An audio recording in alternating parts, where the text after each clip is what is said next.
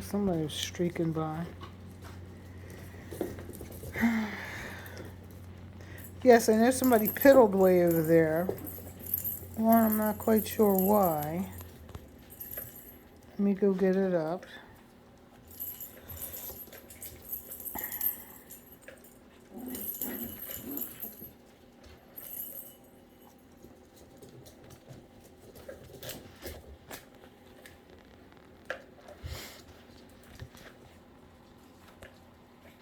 Oh my heavens. Whew, I'm tired.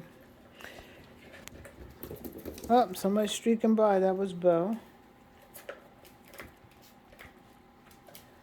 Sorry, Quinn's not going in. I'm about to go in and clean that area up. Hey! No. No pulling ears.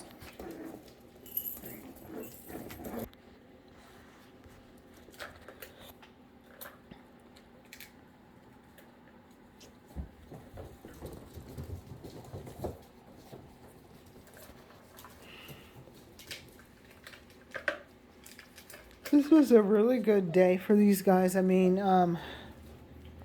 they can get pretty carried away barking or whining. Today was the first day that we really had great eye contact with everybody, listening when I would shush them or tell them no firmly. Then we had silence. Looks like he's got a good potty. Let me go put something down for him. So everybody, I can't hardly believe it's the 8th. These guys are going to be coming home and ouch. Ow. Hey, 10 days. These guys are really off to a good start. The things that I don't have listed on my preparing for puppy list, if you don't know what that is, on my website there's a tab that says preparing for puppy, and on that tab it has a list of items that you may have forgotten to get or that you didn't think to get. So it's a reminder, but what is going on with my phone? So I just put this cat toy out today, and they have already figured out how to smack the ball around in one day. Usually they ignore it for a day or so, but they've already been pushing it. There's 3 levels of balls, and I saw them earlier today.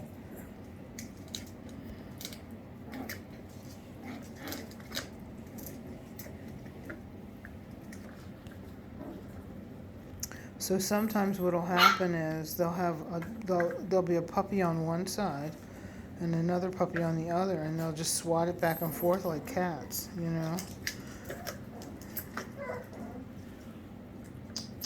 You guys are not going back inside. You're going to burn energy, and then you're going to go to bed. Sorry. So, what was I saying? So on my website, Preparing for Pup, there's a list of items on there that you'll need, and it's got like the crate size, all that kind of stuff.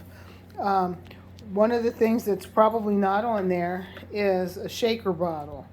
Everybody laughs. This Tylenol bottle is probably 5-6 years old. But if you watch, let me see.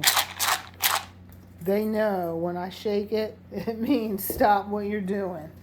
And they are all really good. You can make a bottle with coins in it or marbles. Put a lid on it. You're going to need that for training. When you're trying to get their attention, when they're in their crates. And Duncan, come on. Hey, yep, come on, good boy.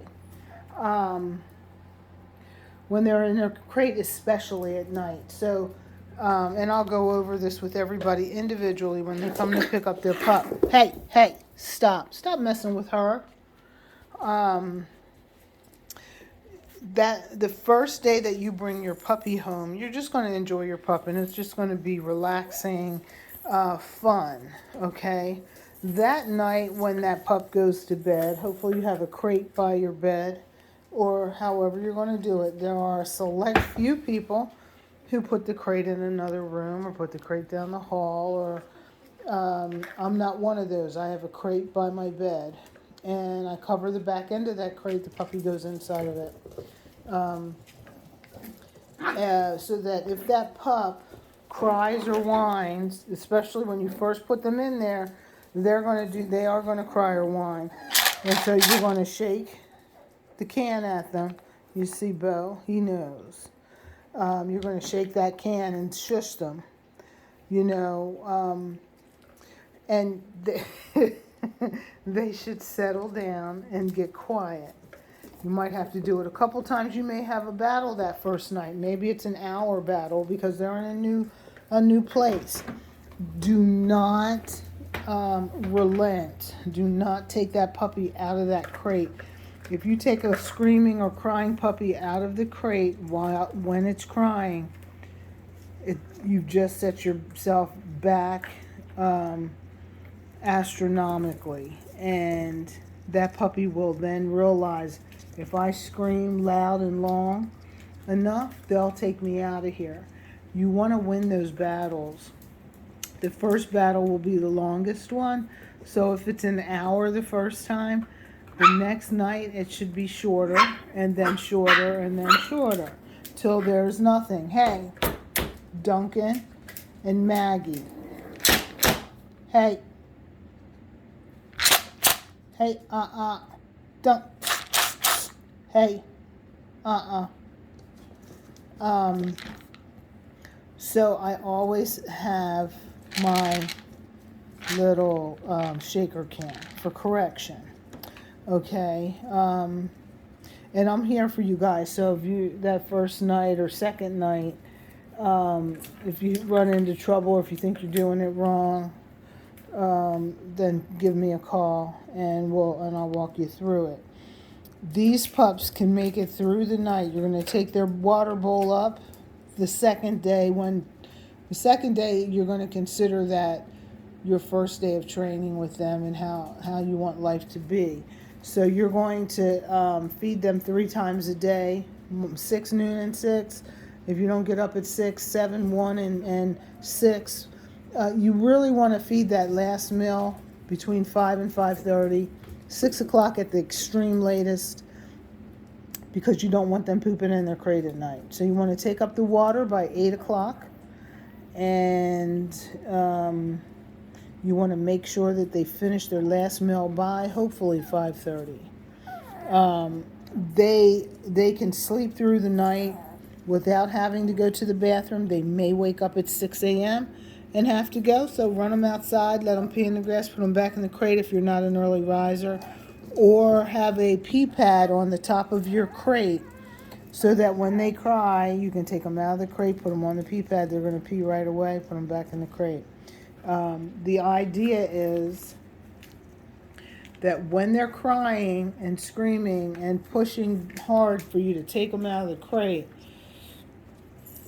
you want to make sure that you do not let them dictate to you when they get out of the crate. You want to take them out when they're quiet, because then they'll say, oh, I get to come out when I'm quiet as opposed to when I'm screaming. So that's going to be your first night. Make sure you have your shaker can. The other thing you can have is Pet Corrector or Canned Air. Canned Air is actually less expensive. You can buy that, well, I would say like for $1.50, but with the price of things, I don't know how much it is. I am really good at just and usually I can get their attention. Pet Corrector, that's how loud that is. But you only get so many squirts, and it is not inexpensive. You can also use Canned Air to get there. Just do not aim it towards their face, because number one, it gets cold, and number two, it's pressurized air. You don't want to blow that in their eyes. What else can I tell you that I didn't tell you in email? So I've been putting these guys away between 9 and 9:30, trying to let them run it off. And right now it's 20 after 8. So they have about another 40 minutes. I'm going to go in and clean up their nighttime pen and let them run around. They're probably going to fall asleep on the floor before I get done and move them into their nighttime pen. So if they go to bed between 9 and 9:30 here, when you get them home, if you go to bed at 10 or 11, these guys are going to be falling asleep. When your puppies fall asleep, put them in their crates and shut the door so that they can learn to sleep in their crate. And a lot of times people will say, well, they're so cute and they're sleeping on my feet and they're so comfortable. Well, it's not forever that they're going to be sleeping in their crate, but chances are they're going to be on your feet. You're going to get up to get a glass of water, or you're going to be talking on the phone, and you're not going to realize that your pup has awakened and has tiptoed off and has peed or pooped somewhere. So that is not going to help you as you are housebreaking your pup. Quincy.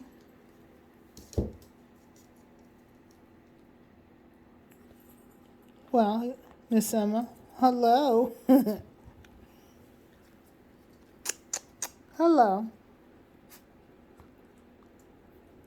Hey, baby. Hello, babies. Hello. We haven't taken the pups out yet. Was going to take them out the day before yesterday, but it rained so hard. It has been raining for the past 3 days. Today the sun came out, but it was brutal cold. And I think my backyard is still sloshing wet. So first dry day that we get, we are going to take these guys out. Ouch. Bo. Good boy. You're so good. That's a good boy. Oh, shoot, 12 minutes. How